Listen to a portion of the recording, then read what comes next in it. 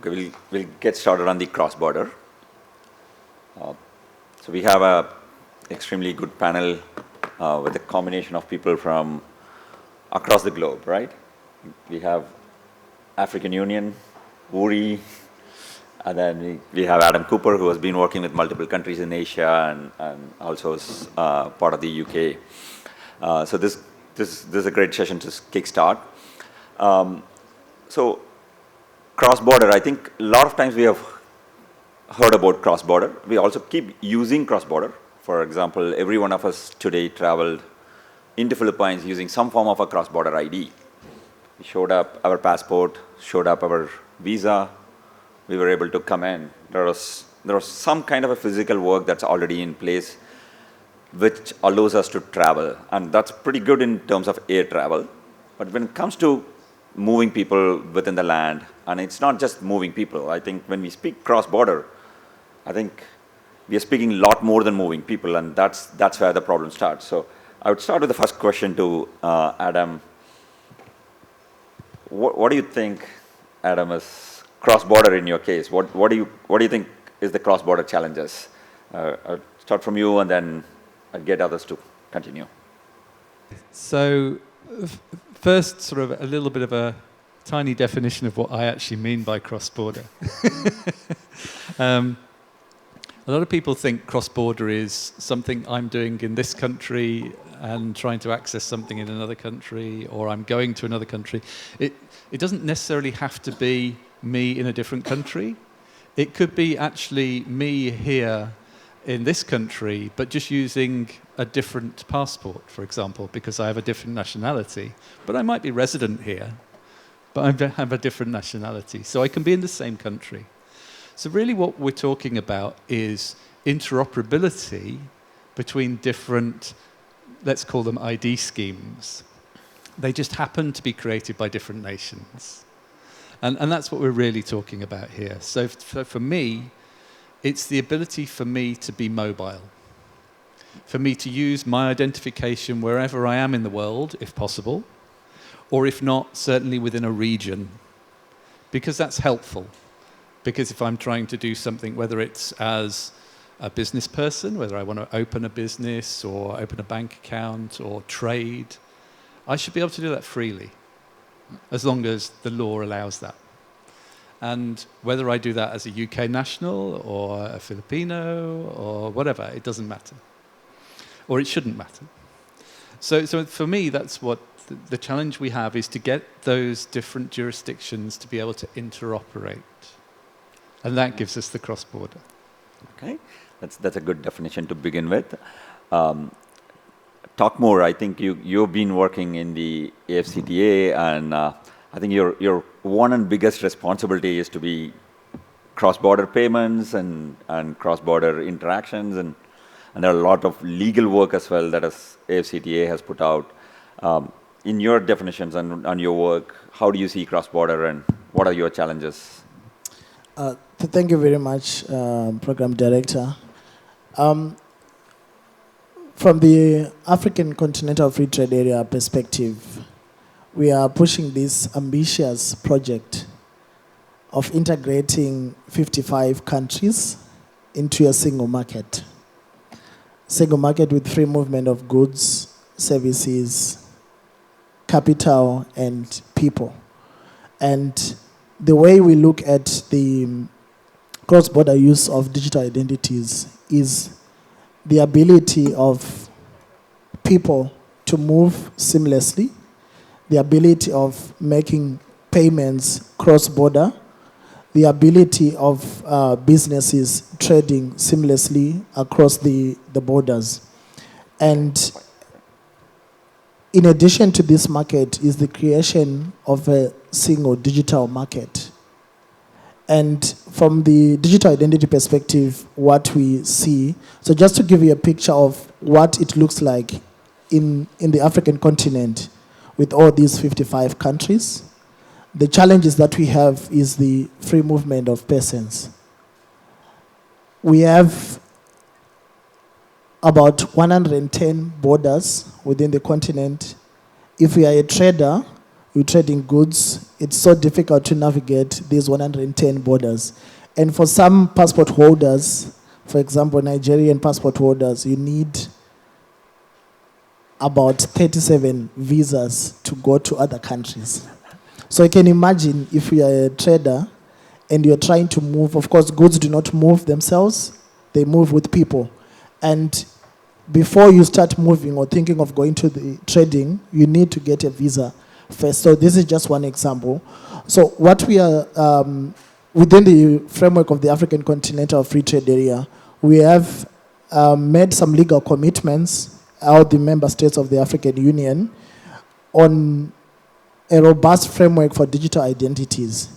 And the main objective is, for example, to facilitate the free movement of persons.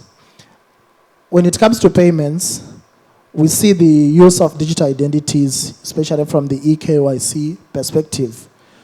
In the continent, one of the pain points when it comes to doing business is making payments across the borders. 42 currencies across the continent and different challenges when it comes to making, we do have to use either the US dollar, the euros to make cross-border payments. And issues of, well, I'm not going to get into details, we just came out of the panel on trust. Okay. And the verification of identities is a challenge. So we have developed this digital identity framework, which of course it's a functional identity system, and also it's based on the continental digital ID system, one that you can move freely using as a business, as an individual, that can be with verifiable credentials across the continent, and also not replacing what is existing. We do have countries in the continent that have already developed digital identity systems that are working at the national level, but they cannot work across the borders. So this system is designed to enhance interoperability, to ensure that we enhance financial inclusion across the borders, even access to services, for example, professional services, healthcare, and education.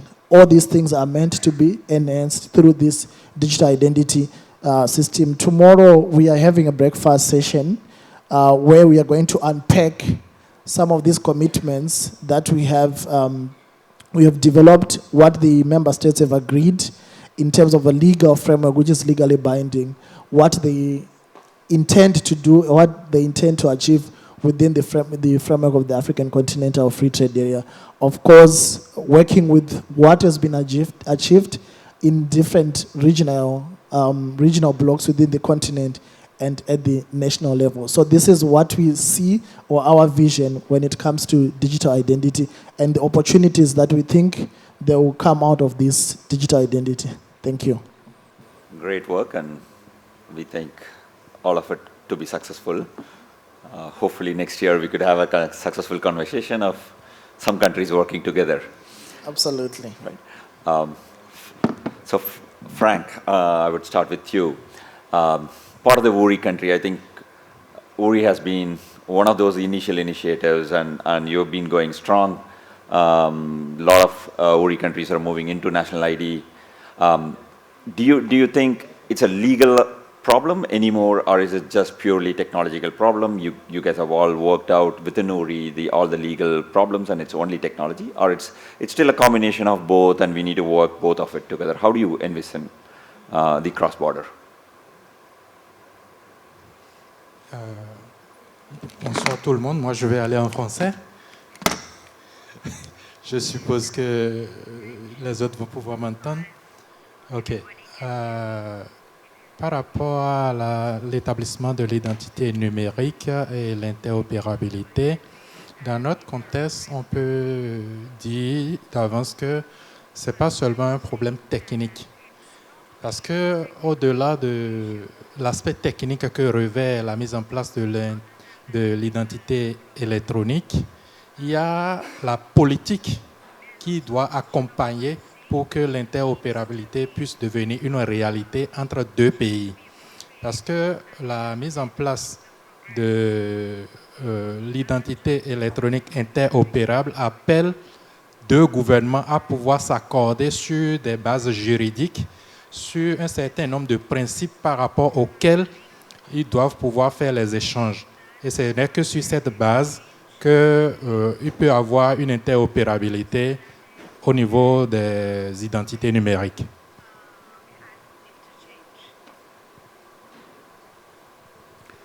Thank you, Frank. That's quite good.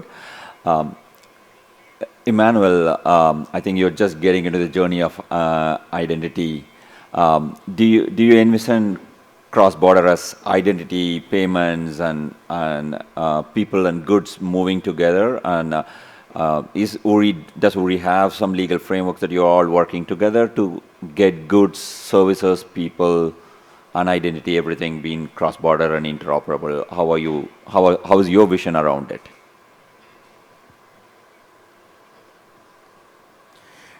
Bonjour à tous, moi également je vais y aller en français, dire que les francophones encadrent les anglophones ici.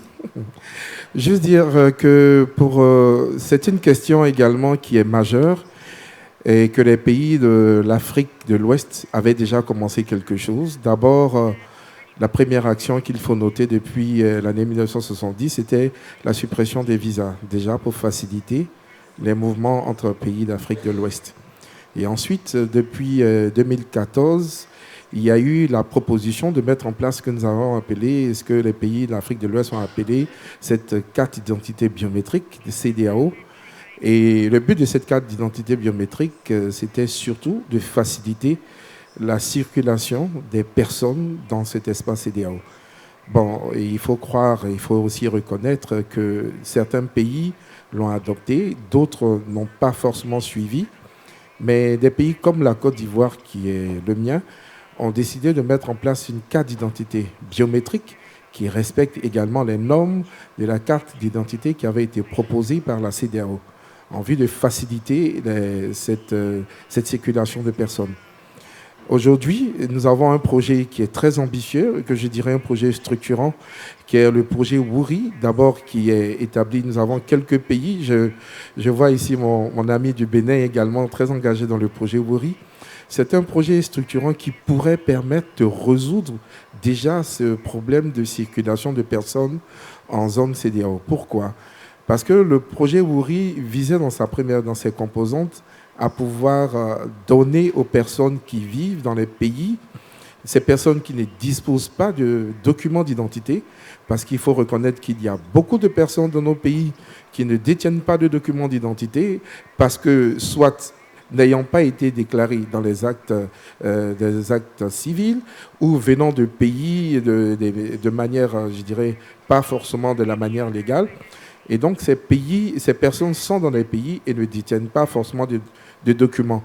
Donc, le projet WURI qui visait à pouvoir donner de manière inclusive, c'est-à-dire sans distinction de personnes, de nationalité, de race, en tout cas, donner à toutes les personnes qui vivent dans le pays un document d'identité pour pouvoir les identifier. Et le projet WURI, en continuant, pourrait permettre, comme je disais, de résoudre ce problème. Pourquoi ? Parce que imaginez aujourd'hui que le Bénin, mon ami qui est en face de moi au Bénin, et la Côte d'Ivoire qui avons adopté le même projet WURI, nous puissions nous mettre d'accord sur un document ou du moins une clé de partage cryptée qui pourrait être sur des documents d'identité qui pourraient circuler dans ces zones.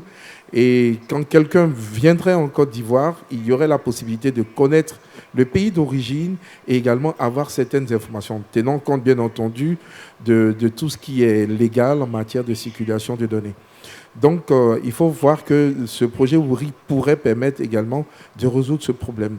Et je rentre aussi, j'emboîte le pas de mon collègue pour dire que bien qu'au-delà d'une simple volonté technologique, il y a également toute la volonté politique. Il va sans dire que nous, au niveau de la technicité, nous avons tous les moyens. Nous avons vu depuis les ateliers, les démonstrations, les possibilités qu'offre aujourd'hui la digitalisation avec l'avancement de l'intelligence artificielle et toutes les orientations que nous pouvons donner au niveau de la digitalisation. Nous avons vu qu'il y a beaucoup de possibilités. Et donc, qu'est-ce qui pourrait faire le blocage ? c'est seulement des décisions politiques. Nos responsables politiques pourraient éventuellement se mettre d'accord sur des méthodes de circulation de ces données, de ces personnes dans des espaces et pouvoir permettre à ces personnes d'avoir droit à des services. Ce serait un monde magnifique. Pourquoi? Pour voir par exemple quelqu'un qui viendrait du Bénin vers la Côte d'Ivoire, qui serait identifié et rentrant au pays pour pouvoir ouvrir un compte bancaire sans qu'on lui demande davantage de nouveaux documents, parce que nous aurions eu le système interopéré avec la base de données du Bénin qui pourrait nous permettre d'avoir accès à des données que lui-même aura décidé de partager et qui pourraient être déversées de manière automatique dans notre base de données et savoir d'où la personne viendrait et bénéficier du service dont la personne aurait droit. Donc, pour dire que ce sont des projets qui peuvent être réalisés dans le domaine de la technologie, parce que nous savons que nous avons les personnes qu'il faut, mais je retiens qu'il y a quand même cette décision politique. Et je reviens encore en parlant de la décision politique pour dire que c'est aussi de la responsabilité de toutes les personnes qui encadrent nos hommes politiques, de les orienter vers les choix idéaux. Parce que parfois, ils ont des conseillers, certes techniques, mais qui ne visent pas forcément des réalités qui sont techniques. Ils peuvent viser d'autres réalités. Et donc, quand ils se font conseiller par des personnes qui sont orientées techniques et qui savent exactement quels pourraient être les avantages de telle solution, ces personnes, va sans dire, pourraient orienter ces personnes, ou du moins ces décideurs politiques ou ces personnes politiques, à prendre des décisions éclairées et pour pouvoir, bien entendu, réaliser des projets qui pourraient impacter positivement toute la zone. Voilà ce que je pourrais dire concernant cet aspect.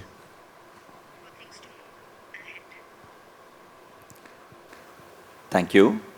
From the audience, anybody has questions for the cross-border? Can we please?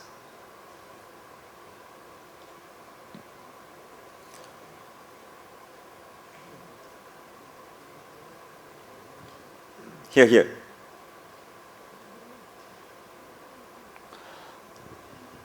Hello, I'm Cesar from Peru. I go to talk in Spanish. It's okay? In Spanish. Okay. El documento identidad digital, ¿no? En el wallet, esta tecnología, ¿cómo podemos aproximar al uso del pasaporte? Porque una persona, para que pueda viajar a otro país, usa el pasaporte. El pasaporte es el documento de viaje y es una especificación mundial, toda la normativa que hay para viajar de país a país. Ahora tenemos el digital identity y el wallet y todo eso. ¿Cómo juntamos, cómo unimos, cómo aproximamos ambas especificaciones en una? Gracias. Okay. I'll let one of the panel, who wants to answer this? You'll answer? And yeah, Frank, maybe you answer first and then Adam goes. You're answering? Okay. Bon, merci beaucoup. Je pense qu'en matière d'identité, il y a les identifiants physiques et il y a les identifiants numériques. Quand vous parlez du passeport, déjà vous parlez de l'identifiant physique qui peut avoir également une version numérique. Et cette version numérique peut être intégrée dans le wallet pour constituer une version numérique de votre passeport physique. Et ça peut permettre de lier les deux. Aussi bien, quand vous prenez par exemple le développement qui nous a été fait tout à l'heure sur les identités au niveau des Philippines, vous allez remarquer qu'au niveau de la carte d'identité numérique philippine, il y a la carte physique, il y a le document, il y a la carte mobile qui se porte sur les mobiles et il y a également les QR codes. Donc tout ça, en fait, c'est une forme d'identité peut-être différente, mais qui peut revêtir le caractère aussi bien physique que le caractère numérique.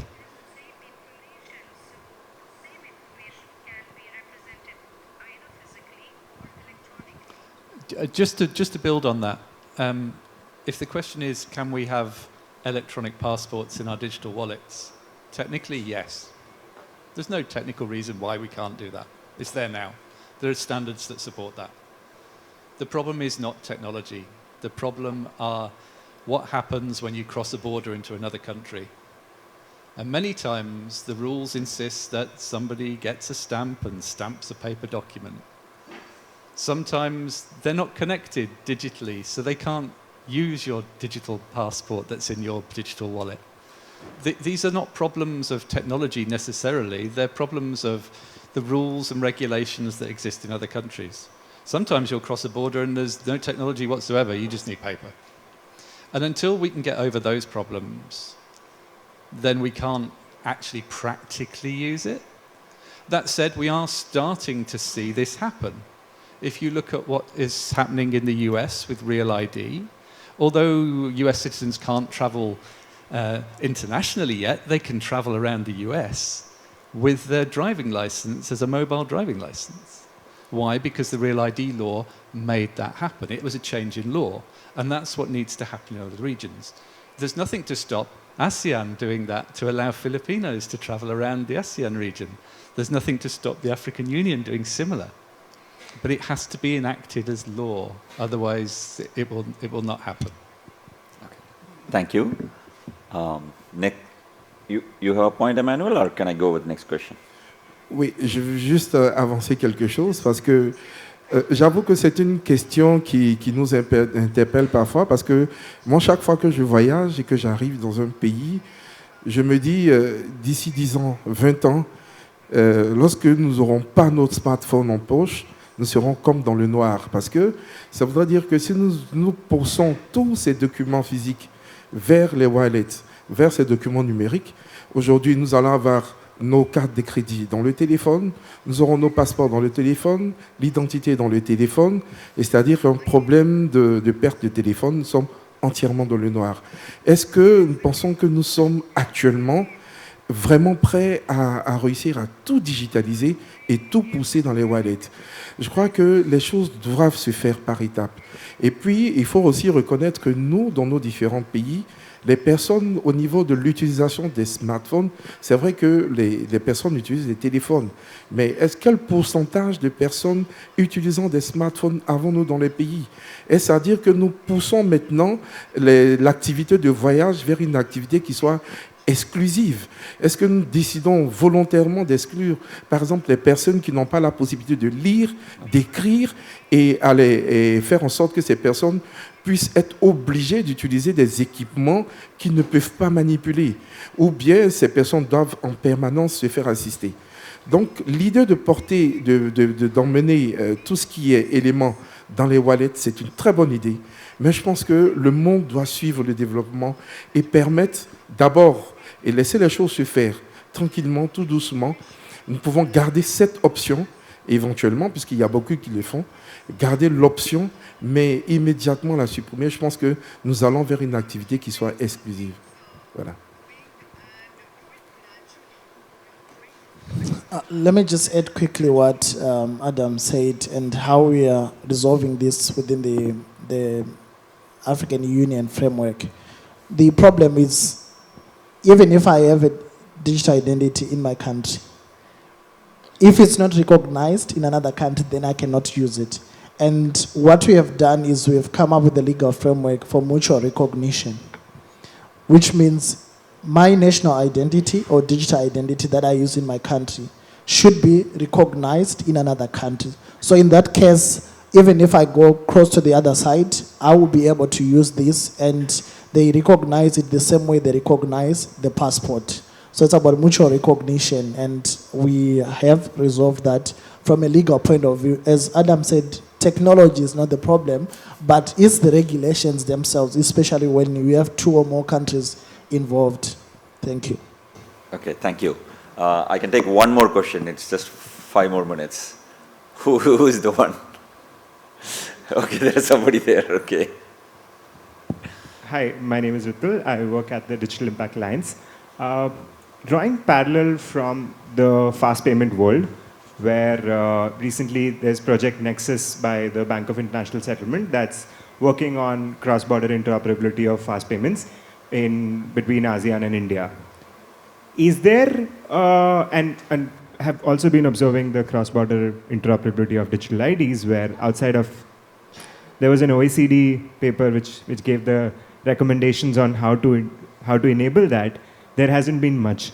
So is there sort of a counter, like a similar body that can come and play the role of BIS in terms of doing the theoretical process work on what sort of, what will be the implementation or the broad outline of interoperability in digital ID?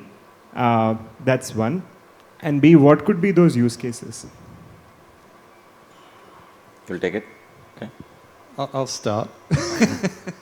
So, if the question is, how do we do this internationally and gain agreement? So we need, as my colleague was just saying, mutual recognition is the phrase that's often used, so that each country trusts each other country. Because that's at the level of issuance of identity usually. Okay? So if we accept that that's the problem, that we need that agreement between countries, then how do we gain that?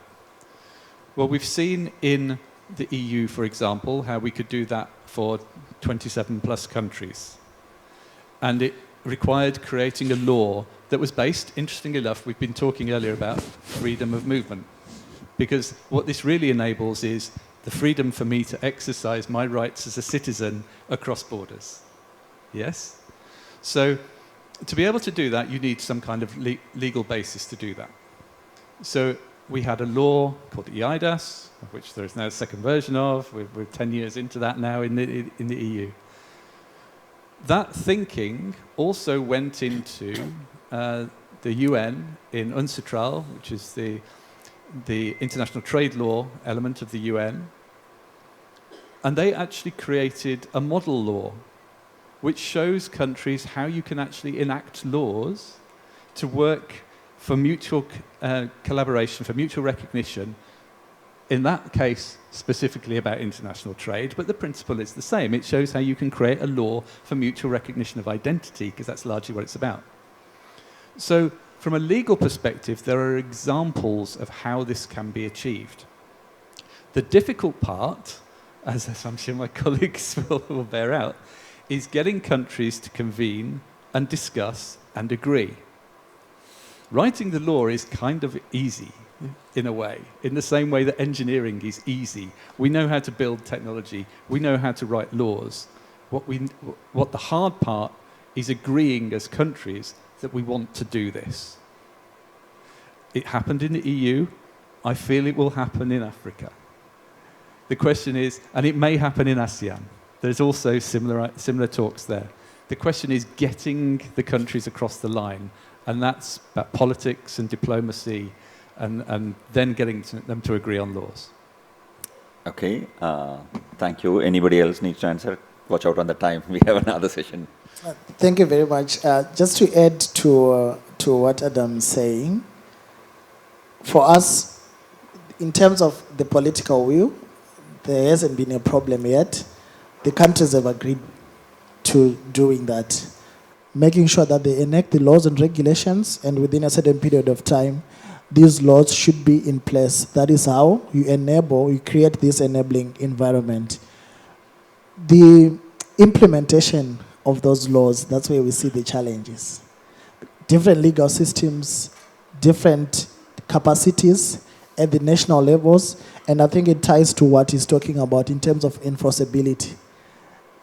The actual entities who have the mandate and the authority to implement these international laws. It's easier to implement domestic law, but the moment it becomes international, it comes with different challenges, and we have different legal systems across 55 countries.